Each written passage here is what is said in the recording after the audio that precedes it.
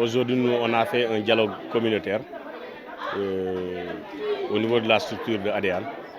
C'est parce que c'est un programme de l'État du Sénégal qui est en train de mener la semaine de la mère et de l'enfant.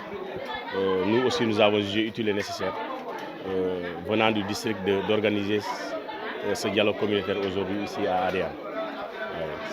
Ce dialogue est évidemment qui regroupe le thème de cette année.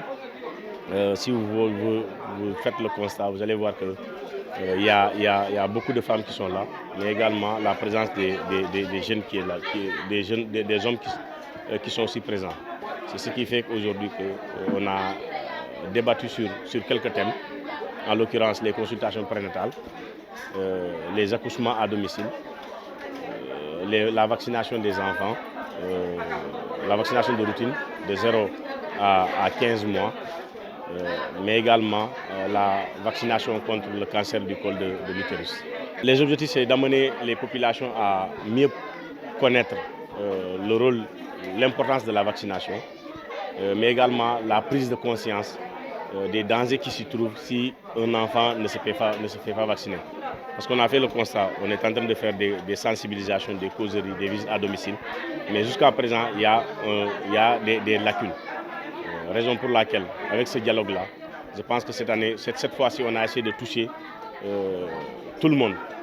Parce qu'au début, quand on faisait ces activités-là, les hommes n'étaient pas présents. Ils pensaient que c'était des trucs de femmes.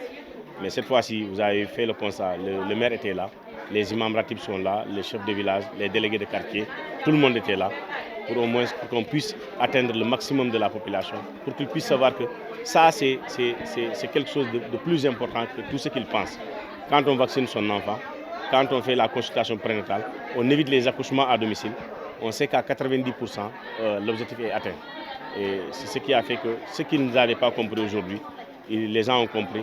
Et ils nous ont donné également des solutions parce que, vu le dialogue qu'on a fait avec eux, ils nous ont donné beaucoup de solutions par rapport à tout ça. Oui, la situation, pour vous dire qu'on a essayé d'éradiquer la chose à 99%. Il suffit uniquement que quelques-uns, des fois, qu'ils font. Et ils le font, des fois, ce n'est pas parce qu'ils ne veulent pas venir à la structure. Mais nous avons nos grands-mères qui sont à la maison, qui demandent des fois aux dames d'attendre. Ils disent que l'heure n'est pas encore arrivée. Et toi, tu ne sais pas comment est-ce qu'évolue l'accouchement. Tu peux dire qu'elle n'a qu'à attendre. Alors que ça peut venir lentement, mais ça peut venir de manière brusque. Tant que tu n'es pas technicien de santé et que toi, ce n'est pas toi qui vérifie la femme, tu ne sais pas. Et des fois, il demande à la dame d'attendre 30 à 20 minutes, la femme accouche à domicile.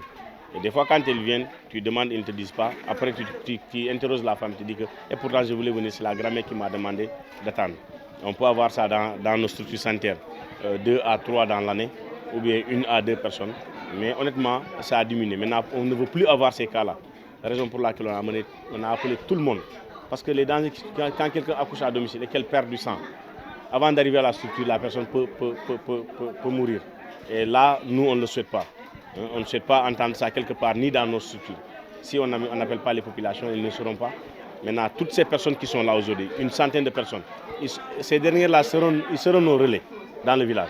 Quand ils vont voir une femme enceinte qui est à terme, ils vont la demander de venir. Ou bien, si c'est un voisin, ils entendent la femme pleurer, ils peuvent se demander qu'est-ce qu'il y a et accompagner cette dernière-là à venir ici. Et par rapport aux vaccinations également, c'est le même cas. On a essayé de chercher tous des badjengos, des relais dans le village qui vont nous aider à éradiquer ce fléau. Génération FM. Generation FM, the best radio. Génération FM.